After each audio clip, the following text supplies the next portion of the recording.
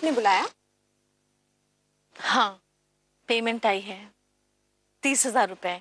चलो अच्छा। और मैं चाहती हूँ कि ये पैसे मैं अपनी तीनों बेटियों में बांटूं।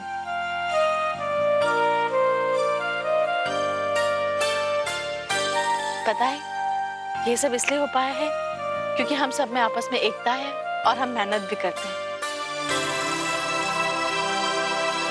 आज इतने दिनों बाद जिंदगी जीने का फिर जज्बा जागा है। चाहे कुछ भी हो जाए, तुम तीनों एक दूसरे का साथ कभी मत छोड़ना और मेहनत करते रहना। देखना, धीरे धीरे सब कुछ ठीक हो जाएगा। आप चिंता मत कीजिए माँ, हम सब कभी भी एक दूसरे से अलग नहीं होंगे। क्या हिसाब करें? हाँ हिसाब वो। मैडम, आपके लिए चिट्ठी आई है।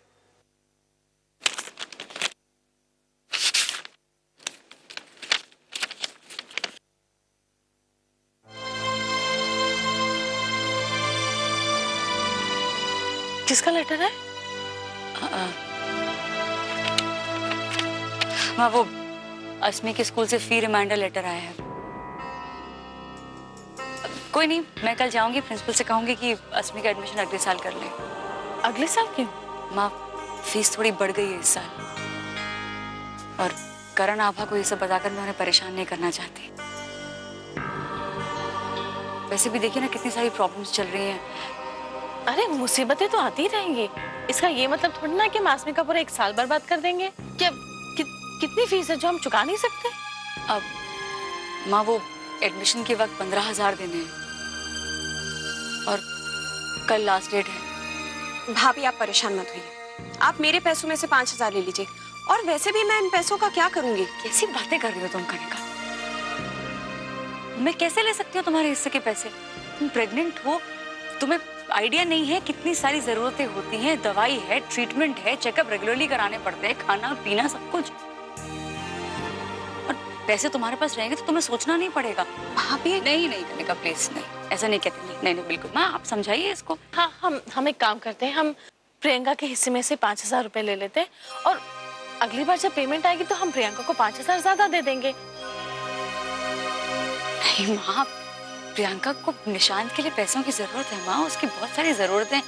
कोई बात नहीं ना, क्या हो गया, अगले साल चली जाएगी स्कूल में, ऐसी आफत थोड़ी आएगी। बस थोड़े दिनों की तो बात है, फिर मुझे पूरा भरोसा है प्रियंका को कोई एतराज नहीं होगा। नहीं नहीं माँ, आप कैसी बातें कर रही हैं?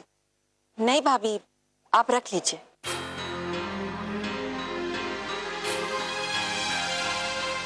मैम, उसका एडमिशन कराओ तुम फिलहाल। लो। अरे उसका एक साल बर्बाद हो जाएगा, ये लो। चलो चलो तैयारी करो एडमिशन की। लो फॉर्म लेकर आती हूँ।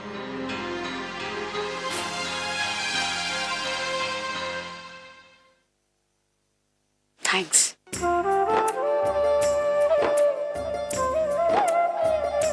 Thank you. प्रियंका,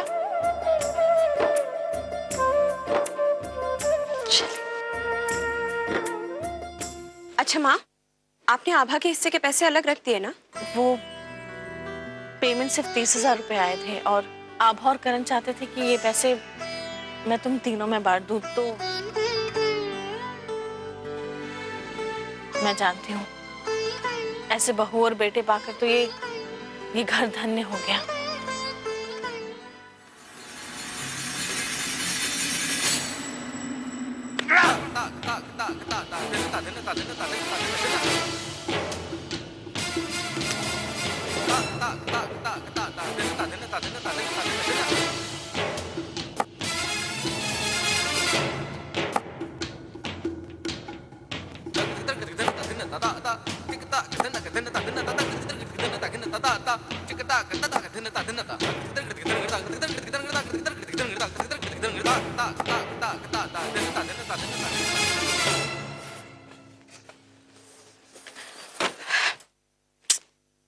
बाप का साया क्या हट गया, बेचारा बच्चा अभी से सब कुछ सह रहा है। क्या मतलब है मामी जी? मतलब की क्या बात है प्रियंका, जैसे तुमने कुछ देखा ही नहीं। क्या करूं मैं तुम्हारा? देखा नहीं तुमने कैसे निशान का हक मार दिया उसी की सगी दादी और ताई ने? अरे भाई, असमी के स्कूल की फीस भरनी है तो फिर निशान का हक क्यों मारा? भगवान ना करे अगर कल तुम्हें निशान के लिए दवाई, खिलौने या कपड़े खरीदने हैं तो कौन आएगा पूछने के लिए? अरे कनिका के लिए तो उसका मायका है। पता नहीं ठाकुर साहब को भी आजकल कनिका में क्या अच्छाई दिखाई दे रही है तो उसके भक्त बने बैठे हैं। और शैली को देखा ना तुमने, अपनी सास से और आपा से कैसे अच्छा बना के रखा है उसने। अब बची सिर्फ तुम। बुरे समय में कौन आएगा आगे तुम्हारे और निशान के लिए? हाँ, आज निशान के हक के पैसे मांगे हैं और तुम चुप रही। कल को अगर उठ के कुछ और मांग लिया ना तो तुम कुछ बोल नहीं पाओ। अब ये तुम्हें सोचना है प्रियंका, दूसरों के बच्चों के लिए समाज सेवा करनी है या अपने बच्चे का भविष्य निश्चित करना है, समझी?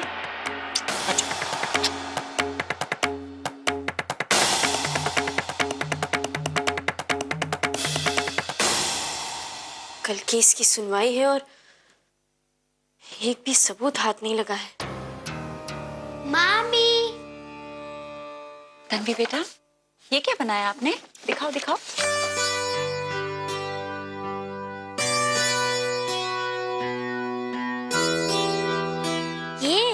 ये तो कोलाज है। हमारे स्कूल में ये प्रोजेक्ट था जिसमें हमें फैमिली ट्री बनानी थी। बहुत अच्छा बनाया आपने।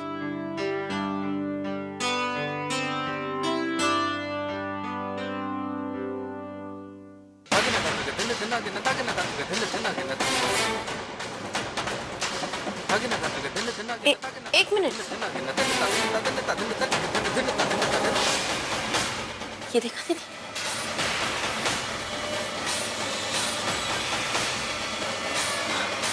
बेटा, ये वाली फोटो आपने कहाँ खींची? ये फोटो जब हम पापा के घर गए थे ना, हमने वहाँ पे खिंचवाई थी।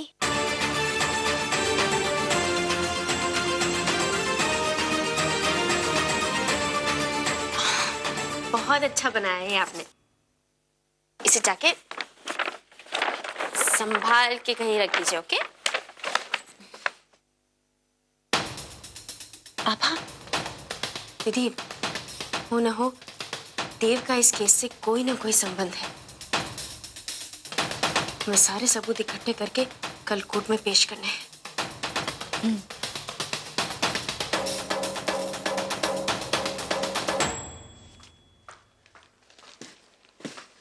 एक मिनट शैली भाभी,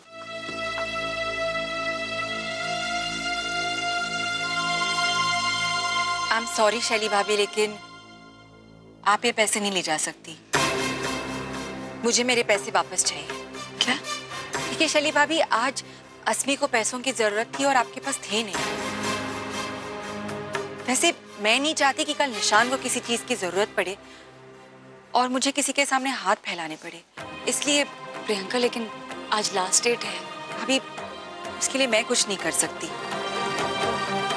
ये पैसे माँ ने मेरे और निशान के लिए दिए, इन पर हमारा हक है और मैं नहीं चाहती कि वो हक कोई और मारे। मैं निशान को असली से कम नहीं समझती हूँ प्रियंका। बहुत ज्यादा जरूरत थी इसलिए तुमसे मदद ली है। देखो, अगर तुम्हें ऐसा जरा सा भी लगता है कि मैं या पूरा परिवार निशांत को अलग समझते हैं या भेदभाव करते हैं तो प्लीज ऐसी बेकार बातें अपने दिमाग से निकाल दो। ऐसा नहीं है।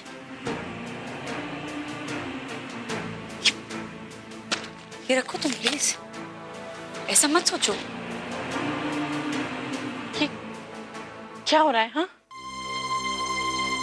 प्रियंका, तुम क्या कह रही हो? माँ, एक मिनट, क्या अस्मी तुम्हारी कुछ नहीं लगती? हाँ मम्मी जी, वो सब मैं नहीं जानती, लेकिन जैसे आप लोगों ने निशान के बारे में नहीं सोचा, मैं अस्मी के बारे में क्यों सोचूं?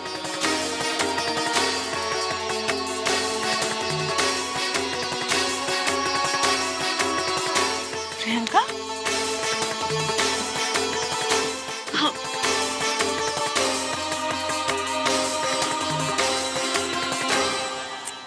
बहन जी, अभी तो आपने परिवार की एकता की दुहाई दी थी। देखो, ये आजकल की लड़कियां परिवार का मोल ही नहीं समझती।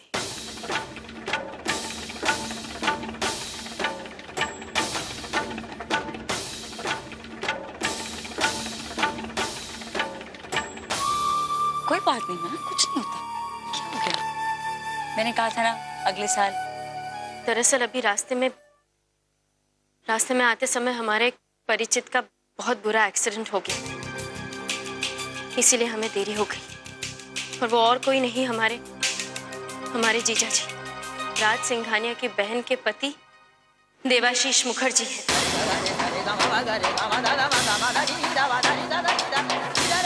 इसीलिए हम कोर्ट से दरख्वास्त करते हैं, क्या सुनवाई की तारीख थोड़ी आगे हो सकती है?